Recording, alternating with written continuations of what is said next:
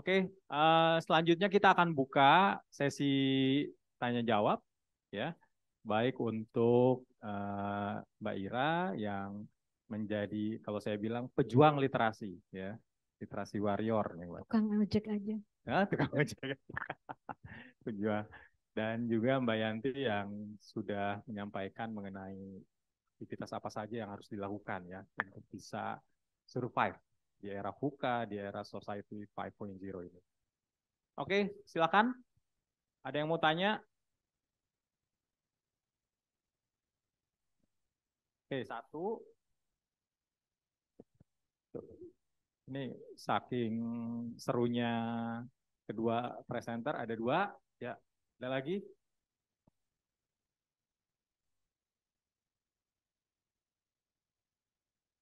Ya. Ini yang paling kanan nanya nggak nih? Yang paling kanan. Tuh.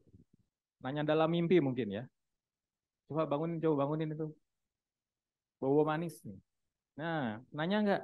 Mau nanya nggak? Nanya dalam mimpi. Ya.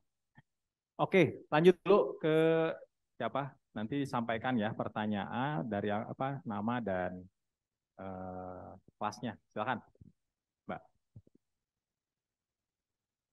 Oke, Assalamualaikum warahmatullahi wabarakatuh. Nama saya Hana Asfia dari Niaga B Angkatan 2021. Ingin bertanya khususnya kepada Mbak Ira. Terima kasih Mbak Ira tadi atas pemaparannya. Saya sempat jadi flashback ketika tahun lalu saya juga pergi ke Muara Gembong. Yang ingin saya tanyakan adalah bagaimana sih cara Ibu Ira gitu agar bisa diterima oleh masyarakat di sana untuk melakukan inovasi sosial gitu karena mungkin ya Bu eh, masyarakat banyak yang masih berpikir yang penting saya bisa baca aja, yang penting saya makan juga udah alhamdulillah gitu. Banyak masyarakat yang berpikir tidak ingin hidupnya mengupgrade diri gitu Bu, karena mereka lebih nyaman dengan hidup seperti itu saja. Bagaimana sih cara Bu Ira untuk bisa eh, apa tadi ya? Melakukan inovasi gitu agar bisa diterima oleh masyarakat. Terima kasih, Bu. Oke, Hana. Ya. Selanjutnya, silakan. Eh, Selamat siang, Bapak Ibu. Eh, Bu Yanti, nama saya Arfirnan dari Niaga A. Ingin bertanya sebenarnya tentang waskita kemarin kan seperti yang Mbak sampaikan kemarin tuh ada masalah di waskita. Tapi masalah tersebut bagi saya kan juga pemegang saham perusahaan yang Disuspend. di tapi bukan waskita, diutangin oleh waskita gitu. Perusahaan bank-bank yang diutangin oleh waskita. Saat saya baca sebenarnya yang diutangkan itu sebenarnya buat saya masih oke lah, dalam artian tuh nggak nggak danger. Tapi sentimen pasar tuh melihatnya itu danger banget sehingga eh, harganya turun banget dan bank-bank juga turun banget juga. Menurut saya mau bertanya gimana eh, di waskita itu sendiri mengatasi gitu ya hal-hal tadi sebenarnya, dan gimana eh, keadaan tersebut tuh menyulitkan nggak untuk inovasi yang terjadi di dalam waskita. Itu pertanyaan saya. Terima kasih, Mas. Oke, terima kasih. Asal jangan nanti minta penjelasan insider trading aja ya. Iya. Oke, mungkin kepada Mbak Ira dulu. Jadi tadi pertanyaan dari Hana terkait bagaimana caranya sih Mbak meyakinkan masyarakat setempat bahwa Mbak ingin melakukan inovasi sosial, melakukan literasi. Monggo Mbak. eh, itu tadi berdasar kita harus asesmen dulu apa sih sebenarnya yang dibutuhkan masyarakat itu apa sih sebenarnya tadi skala kebutuhan ya lebih pada begitu dulu. Terus kita harus tahu juga pola-pola perilaku masyarakatnya seperti apa. Mungkin kita bisa lihat kalau di wilayah saya tuh kalau ciri-cirinya kalau warungnya banyak berarti konsumtif sekali warganya. Jadi dari situ kita bisa tahu, wah kalau jualan yang fast moving nih cepat jadi kayak gitu ya. Ya, dari perilaku-perilaku masyarakat itu kita bisa dekati dengan cara-cara, kayaknya yang paling gampang itu deketin anak-anak deh. Bikin mereka penasaran dulu. Main. Anak itu kan cuman main poinnya. Ya, kurangnya orang tuanya udah cuek, udah banyak kerjaan. Kita aja yang dewasa ini ada perilaku-perilaku anak-anak masih tertinggal sebenarnya. Jadi kalau kita ketemu, senang gitu.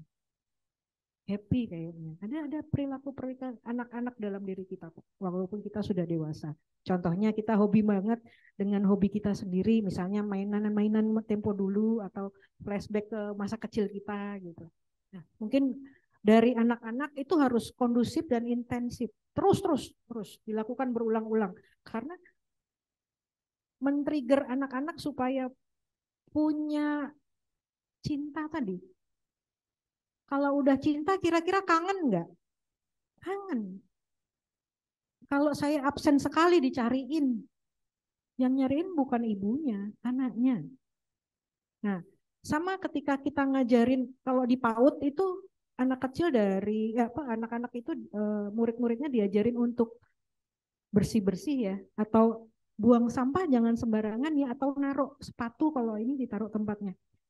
Terjadi nggak ketika waktu masih SD dan SMP? Bubar pasti. Karena apa? Tidak dilakukan dan diajarkan, jarang. Gitu ya. Ataunya kondisi-kondisi seperti itu kadang-kadang di rumah juga tidak diajarin. Nah, ada perilaku-perilaku juga, misalnya kita kasih ponis juga biar mereka ada disiplin ya. Karena ini terkait dengan adab tadi, kebiasaan yang harus didisiplinkan. Contoh, bahasa kotor yang jadi bahasa sehari-hari. Mungkin di tempat saya di sana itu bahasa mereka sehari-hari. Ngomong anjay dan dengan mohon maaf kayak gitu ya. Tapi itu udah jadi bahasa okem, bahasa seharian lah. Gitu ya. Tapi kalau di tempat saya yang saya notabene orang Jawa itu sangat kurang diterima. Jadi itu ada panis. Jadi kalau misalnya saling mengawasi, saling merekatkan, saling menjaga istilahnya. Artinya dengan kesepakatan yang kita sepakati sama-sama, jadi nanti saling mengawasi. Jadi ada rasa cinta, rindu itu tadi. Kalau udah gitu insya Allah jalannya gampang. Setelah dari anak tadi, lanjut meracunin ibunya. Ibunya diracunin, lama-lama konsultasi kok ibu itu. Dia punya ketergantungan dengan kita. Bu, anak saya kemarin begini. Lama-lama curhat itu sesinya. Karena saya waktu itu BK, jadi ibunya lebih gampang. Ya kita juga pendekatan juga ke ibunya. Bu, gimana anaknya? Ada ini enggak? Kita minta feedback lah dari orang tua. Ada impactnya enggak sih dengan kelakuan anak sehari-hari? Mungkin begitu. Ada perilaku yang berdampak gitu. Oh berarti apa yang kita lakukan sudah berdampak enggak? Gitu. Kayaknya kudu disentuh dengan hati kita sendiri. Anak-anak itu tahu kok mana orang-orang yang tulus dan tidak.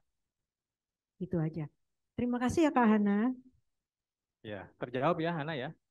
Jadi tadi assessment, mendengar ya, empati. Selanjutnya mungkin pertanyaan kedua dari Afirnan ya. Berat ya. Kondisi keuangan agak bleeding, bagaimana tetap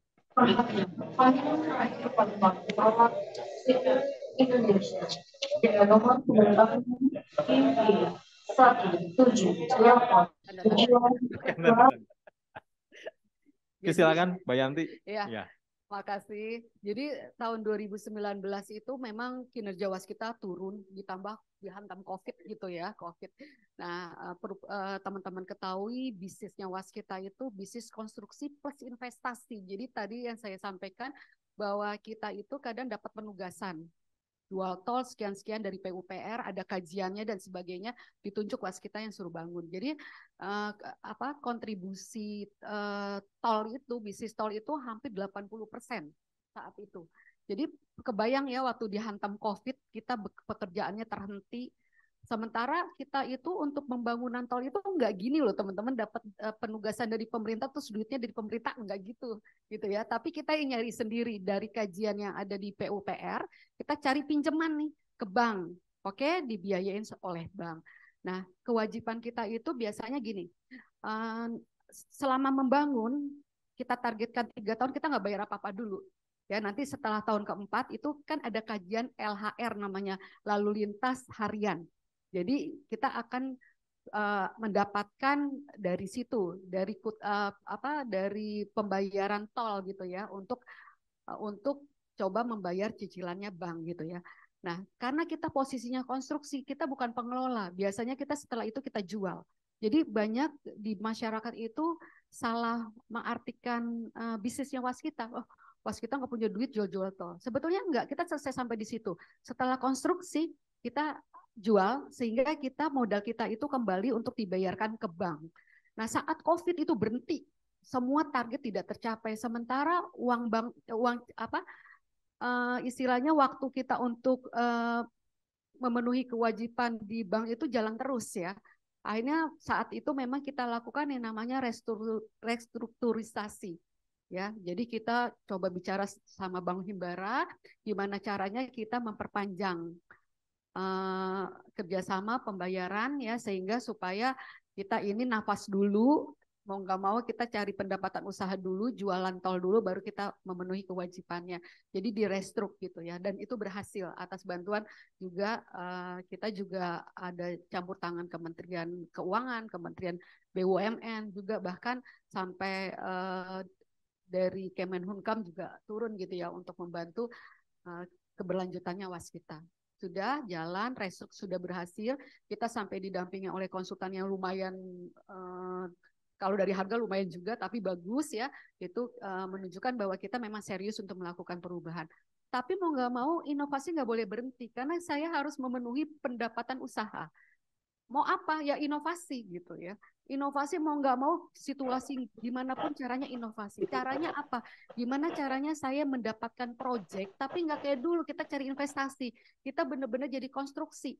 Jadi kalau kita dapat proyek bayar dong gitu ya. Jangan nanti kita cari juga investasinya untuk melakukan pekerjaan kita sendiri gitu loh. Jadi kita akhirnya investasi kita kesampingkan, kita lakukan konstruksi. Ya, jadi kita benar-benar melakukan perang konstruksinya.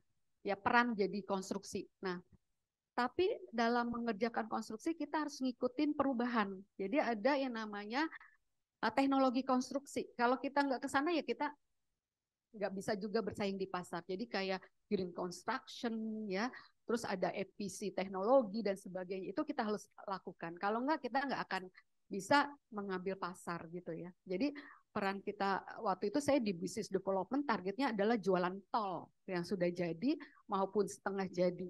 Jadi waktu itu targetnya saya sampai 2024 ada 5 ruas tol yang harus saya jual. Dan waktu saya di 2019 berhasil jual ke Pelindo. Kemarin terakhir waktu saya menjabat berhasil menjual ke SMI, anak perusahaan dari Kementerian Keuangan. Nah itu diambil sama mereka, kita bikin kajian baru, dijual, kita dapat hasilnya, sehingga nanti gini, bisnis kita gini ya, pada saat kita ngambil konstruksi tol itu kita negatif, karena kita liability-nya tinggi ya, karena ada hutang ya. Setelah kita jual nanti naik lagi, karena kita akan dapat uang masukan dan keuntungan. Itu seperti itu ya. Terima kasih. Oke, terima kasih Mbak Yanti atas penjelasannya. Terjawab, Firnan? Ya, tepuk tangan lagi dong. Kalau saya lihat waktu masih ada, saya buka lagi sesi pertanyaan kedua. 1, 2, 3, 4. Oke, sekaligus ya. Mic-nya yang belakang dulu deh. Yang belakang ada 3 soalnya. Ya. Sana dulu. Nanti disebutkan namanya dan mau bertanya ke siapa, kedua-duanya juga boleh. Silakan. Selamat pagi Mas Ekos, Ibu Ira Ya. dan Ibu Yanti. Perkenalkan nama saya Adinda Friana dari Niaga A 2021. Tadi Ibu Yanti sempat cerita tentang inovasi pergantian bahan baku beton yang lebih murah tapi dengan kualitas yang tetap sama untuk mengatasi efisiensi biaya gitu ya dari waskita. Tentunya untuk nemuin bahwa bahan ini bisa dapat kualitas yang sama dengan yang sebelumnya, itu kan butuh waktu yang panjang ya Bu untuk analisisnya, penelitiannya, untuk sampai akhirnya eksekusi. Sedangkan efisiensi biaya ini kan dibutuhkan oleh waskita tuh cepat. Nah, yang ingin saya tanyakan adalah gimana caranya kita bisa nentuin inovasi yang mau dilakuin itu waktu persiapannya tetap ideal sama tujuan yang mau dicapai gitu Bu. Pertanyaannya. Terima kasih. Oke, kita kumpulin dulu ya pertanyaannya dari Adinda. Selanjutnya Renji, silakan. Ya, selamat siang, Bu Yanti. Saya ingin bertanya ya sebenarnya. Nah, saya Renji dari Niaga A 2021. Pertanyaan saya adalah sebenarnya kan kita tahu bahwa sebenarnya BUMN gitu ya, itu orientasinya bukan hanya sekadar pada profit semata, tetapi juga terhadap public service gitu di ujungnya. Nah, yang ingin saya tanya adalah dari berbagai inovasi yang telah dilakukan oleh Waskita tadi, yang tadi sudah disebutkan tersebut, gimana sih mungkin ada best practice yang dilakukan oleh Waskita itu sendiri dalam inovasi tadi yang bisa membuat dua outcome ini antara profit dan juga public service ini bisa balance gitu. Ada nggak sih apa namanya best practice-nya yang dilakukan seperti itu? Terima kasih. Oke, terima kasih. Selanjutnya tadi siapa tadi? Yang di atas ya, kalau nggak salah. Satu lagi masih ada. Oke, yaudah, boleh. Ya, sebelumnya terima kasih Mas Ekos atas kesempatannya. Selamat siang kepada, saya manggilnya mungkin Mbak aja ya, Mbak Ira dan Mbak Yanti beserta teman-teman sekalian. Sebenarnya pertanyaan saya mirip-mirip sama Renjiro sih. Jadi tadi kan kita sudah melihat bagaimana luar biasanya Mbak Ira sudah memberikan impact untuk saudara-saudara kita yang ada di Muara Gembong. Dan kita bisa melihat bahwa tujuan utamanya adalah memberdayakan masyarakat begitu ya. Bukan untuk mencari profit. Nah, sedangkan di satu sisi Mbak Yanti tadi juga sudah sangat luar biasa juga punya pengalaman yang banyak di sektor BUMN. Pastinya sebagai organisasi bisnis harus terus berkelanjutan dan menghasilkan profit. Nah, mungkin yang jadi pertanyaan saya adalah bagaimana sih cara mengkombinasikan inovasi sosial dan bisnis ini agar suatu organisasi bisnis itu tidak hanya cuan, profit, dan berkelanjutan, namun juga bisa memberikan kebermanfaatan bagi masyarakat. Sekian pertanyaan saya, terima kasih. Oke, pertanyaan ke dua-duanya ya, Mbak Ira sama Mbak Yanti ya. Siap. Siapa namanya? Abid Amar Ramadan dari Niaga A. Abid Tama. Abid Tama. Oke, satu lagi penanya di sesi kedua, silakan langsung aja. Ya.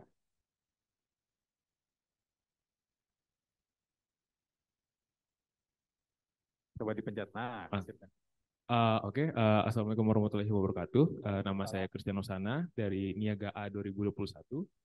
Sebelumnya terima kasih banyak kepada Ibu Yanti dan juga Ibu Ira yang telah mempresentasikan materi dengan sangat baik. Saya izin bertanya kepada Ibu Yanti. Jadi waktu itu sempat ada isu kan di mana kalau Waskita itu ingin mundur dari investasi proyek di Getaci. Tapi itu ada beberapa alasan yang mungkin saya sepemahaman saya ya. Itu tuh karena ingin mengamankan diri dari risiko dan juga lagi melakukan restrukturasi utang kan. Nah, saya izin bertanya, saya tuh melihat ini tuh sebagai bentuk dari business transformation yang tadi telah disampaikan oleh Mbak Yanti sendiri. Di mana foundationnya sendiri mungkin sepemahaman saya untuk sekarang tuh masih ke arah finansial dari perusahaan Waskita. Nah, sebenarnya pertanyaan saya, apa sih yang ingin dicapai Waskita dengan dilakukannya kebijakan seperti ini loh, untuk mundur dari konsorsium kita seperti ini? Terima kasih.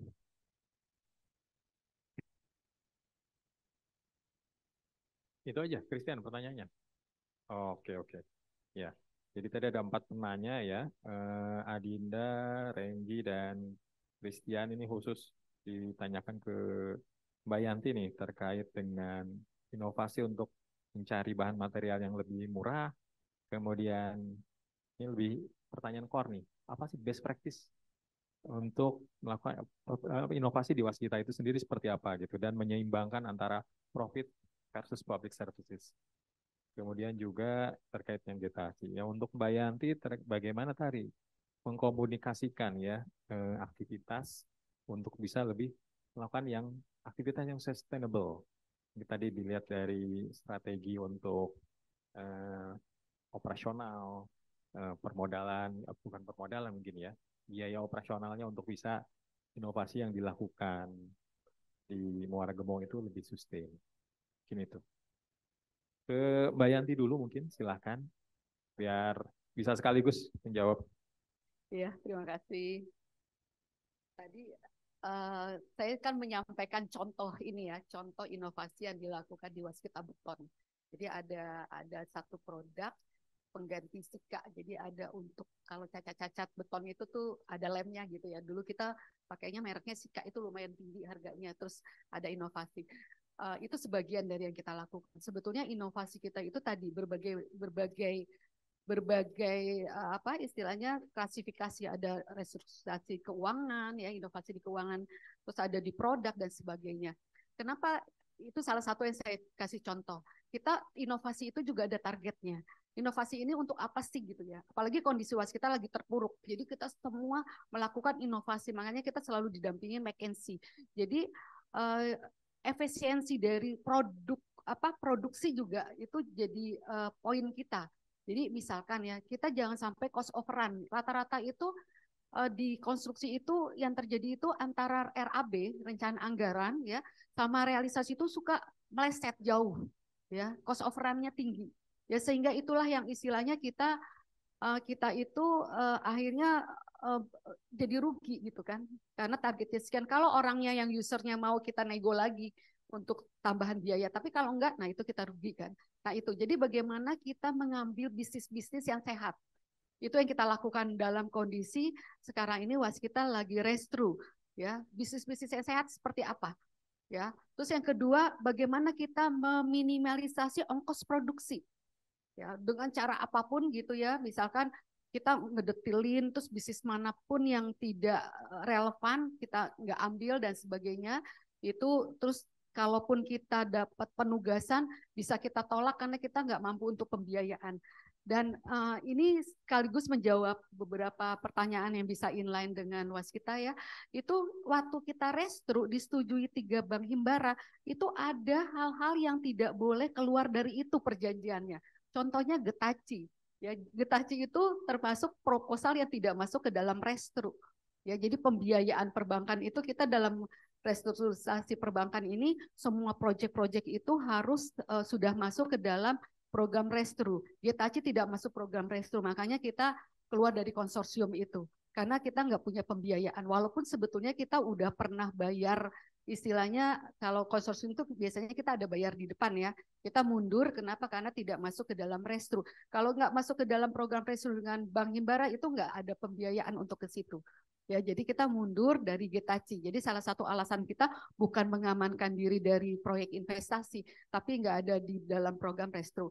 Program restru ini adalah program penyehatan BUMN terhadap waskita, khususnya di bidang keuangan. Karena yang paling menohok di waskita permasalahannya adalah keuangan, gitu ya. Jadi bagaimana kita memanfaatkan kapabilitas kita untuk meningkatkan kesehatan dari keuangannya Waskita Karya Group gitu kan. Terus selanjutnya tadi keseimbangan kita ya, kita sebagai public service gitu kan, inovasi yang kita lakukan tidak hanya melulu bisnis. Kalau saya sama Bu Ira itu kayak bertolak belakang nih, saya ngomongnya bisnis terus ya, untung melulu ya, ini kok sosial gitu ya, nggak ditanya ya pendapatannya Mbak Ira berapa, nggak ditanya ya gitu kan. Memang berseberangan, tapi kita ada keseimbangan di BUMN itu, tidak melulu. Jadi contohnya gini, saya punya apartemen pembangunan. Kalau teman-teman pengen lihat ya apartemen milenial kita di daerah Pejaten tuh, kita harus kalau ada 1000 unit harus mendirikan sekolah di lingkungan itu. Jadi kita menyiapkan tanah, investor datang ya, tanahnya kita BOT namanya ya. Jadi kita gimana caranya kita harus mendirikan sekolah gitu ya. Terus kita juga bagaimana ada di setiap BUMN itu divisi CSR, TJSL.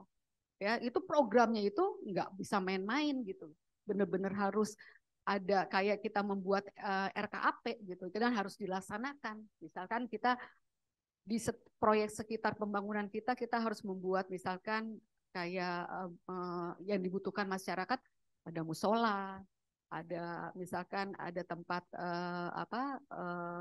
pendidikan dan sebagainya, itu kita lakukan. Jadi tidak melulu bisnis, program-program di BUMN itu juga ada keseimbangan antara tadi ya CSA, TJSL, program-programnya untuk kita coba membuat masyarakat sekitar itu juga ikut maju dengan keberadaan proyek kita, ya. Seperti itu. Terus tadi untuk keberlanjutan bisnis ya, jadi ya pasti mau nggak mau inovasi tiada henti itu harus kita lakukan, karena perubahan tidak hanya terjadi di internal waskita, tapi di luar waskita. Ya, kalau kita tidak bisa ngikutin, kita mati. Ya, kita mati. Jadi yang mendorong trigger kita terus berinovasi mau gimana pun kondisi kita itu karena kita juga di-trigger dari eksternal. Ya, tadi ada megatrend 2045 ya mau nggak mau kita harus ke sana nanti gitu kan. Bagaimana Kementerian BUMN juga sudah menyiapkan transformasi terus diturunin ke kita di BUMN di bawahnya dan kita harus mendukung. Ya, jadi seperti itu. Jadi pasti kita target inovasi itu harus disesuaikan dengan pendapatan kita ke depan. Karena kalau saya mau dapat pendapatan usaha sekian, apa yang kita lakukan? Itu diturunkan nanti ke program-program kerja, gitu. Ini itu ya. Jadi menjawab sekaligus 4 pertanyaan tadi. Terima kasih. Baik, terima kasih banyak Mbak Yanti. Selanjutnya mungkin langsung Mbak Ira memberikan tanggapan tadi. Oke, untuk Mas Abitama. Abitama.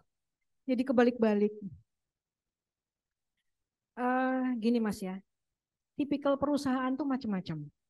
Ya, tadi udah diceritain CSR ada, CRV ada yang hobinya bakar duit doang, hura-hura, dadang. Ada yang modelnya gitu, ya, ada yang begitu. Ada yang pengennya sustainable.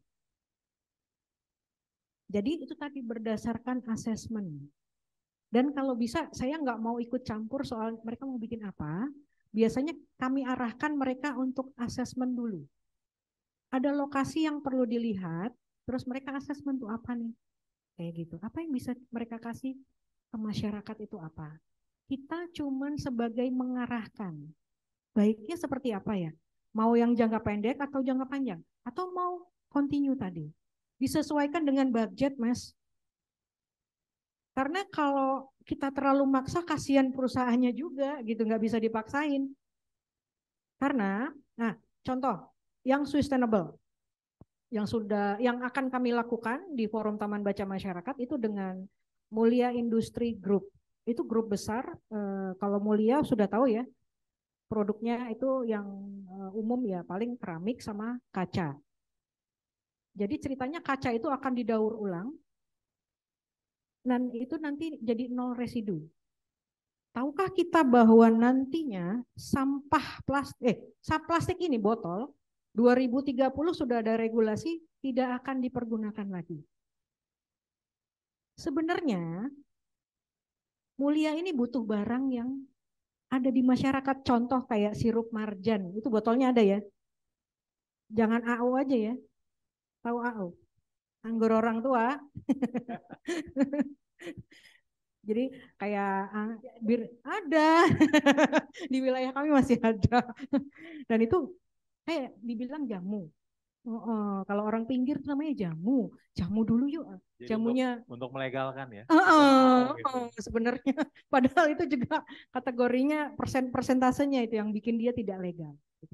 Jadi contoh-contoh seperti itu. Dan begitu mengeluarkan botol dari pabrik, Mulia ini sudah ke misalnya ke ABC store, ke ini store, siapapun yang butuh botol mereka nggak dapat input data walaupun sudah dikasih. Jadi mereka nggak tahu sebarannya data ada di mana. Karena selama ini mereka masih import gelasnya itu tadi. Nah kalau bisa, kerjasama dengan kami dengan value itu tadi kalau bisa dikumpulkan berdasarkan kelompok. Kami sedang memulai role modelnya di Kabupaten Bekasi dengan membuat TPS 3R. TPS 3R tempat pembuangan sampah sementara istilahnya gitu. tapi khusus beling. Nah ini baru kami buat. Nah itu awalnya untuk Kabupaten Bekasi dulu. Nah mungkin nanti Dropbox mulai naik lagi ke Dropbox. Dropbox artinya sudah sama seperti Aqua ya, sama beberapa perusahaan-perusahaan yang air mineral itu sudah ada di apa artinya kotak-kotak tempat untuk mengumpulkan sampahnya sendiri. Nah ini udah mulai begitu. Nah ketika kami masukkan program Mulia melawat lingkungan itu tadi, nongol ngiri keramiknya, gue punya sampah nih, gue nggak ngeluarin gitu. Keluarin, dia ngeluarin sampah. Artinya ketika kirim barang, sampahnya itu bisa dimanfaatkan oleh kami. Ada kan ya keramik-keramik KW gitu istilahnya. Nah, itu dimanfaatkan. Bisa untuk membuat renovasi, TBM dan sebagainya. Artinya ada take and give lah gitu.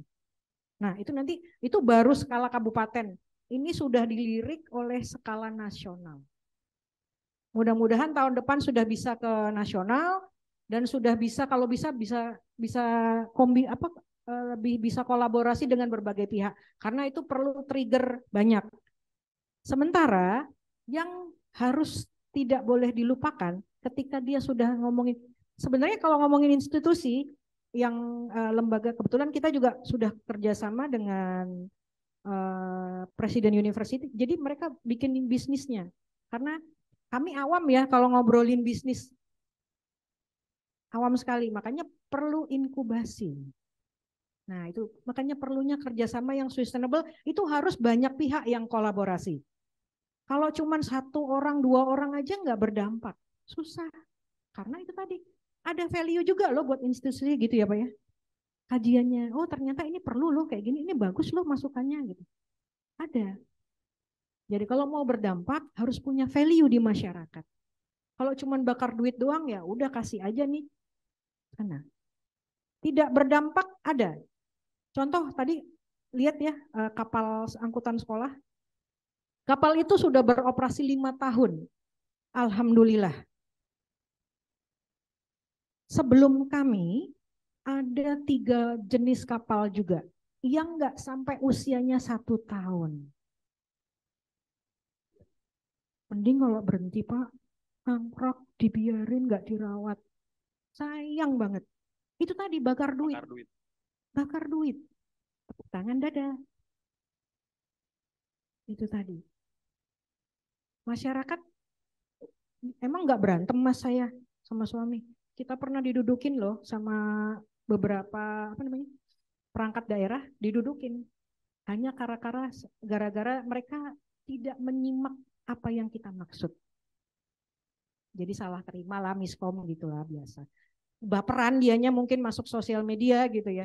Jadi baper gitu. Hal-hal seperti ini perlu juga gandeng media supaya teredukasi dengan baik. Karena zaman dulu kalau kita kan belum ada seperti ini ya, sosial medianya masih BlackBerry-an dulu kan zamannya. Sudah ada Friendster ya kalau nggak salah dulu ya, sebelum Facebook. Nah, pernah nikmatin belum? Belum kan?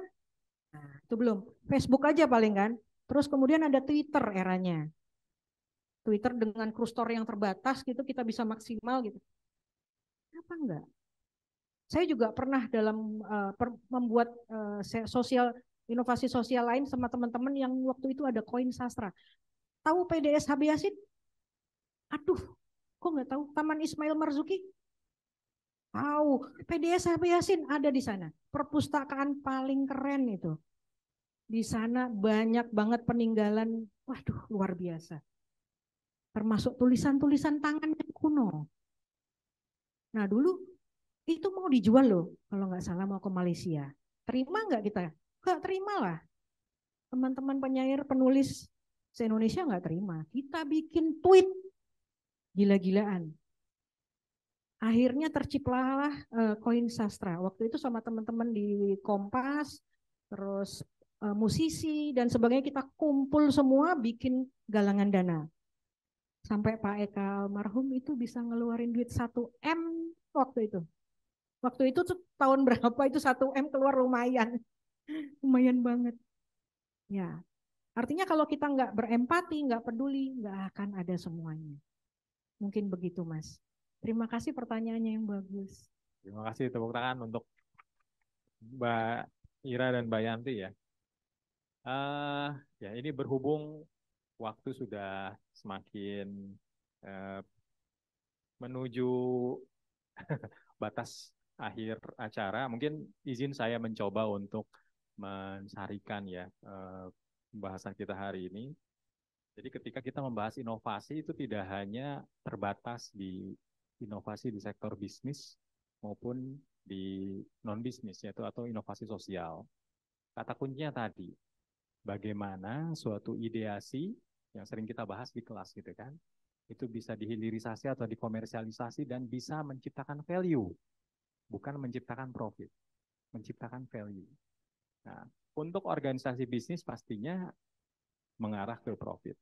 Untuk organisasi sosial seperti yang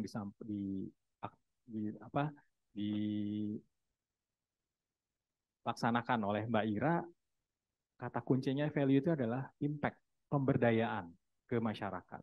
Ya. Nah, jadi ini mungkin kata kunci dari inovasi. Ya. Dan satu lagi yang saya coba catat di sini juga, untuk kedua organisasi, baik di sosial maupun di bisnis, inovasi itu menjadi suatu hal yang tanpa henti atau tiada henti. Karena kita butuh tetap untuk terus sustain ya, untuk berkelanjutan dan juga menciptakan, kalau misalnya melihat tema webinar ini ya, untuk bisa menciptakan Indonesia unggul, ya mau nggak mau, suka tidak suka, kita juga harus berinovasi. Sekarang yang menjadi trigger untuk selanjutnya adalah bagaimana kalian mempelajari mata kuliah inovasi ini dan apa yang bisa kalian amalkan, apa yang bisa kalian implementasikan sesuai dengan kapasitas kalian masing-masing. Sekali lagi tepuk tangan untuk Mbak Ira, Mbak Yanti ya, atas sharingnya, atas pembelajarannya kepada kami. Saya juga sangat belajar. Mohon maaf apabila dalam memandu diskusi atau webinar kali ini ada salah-salah kata. Wabillahi taufiq wal hidayah. Wassalamualaikum warahmatullahi wabarakatuh.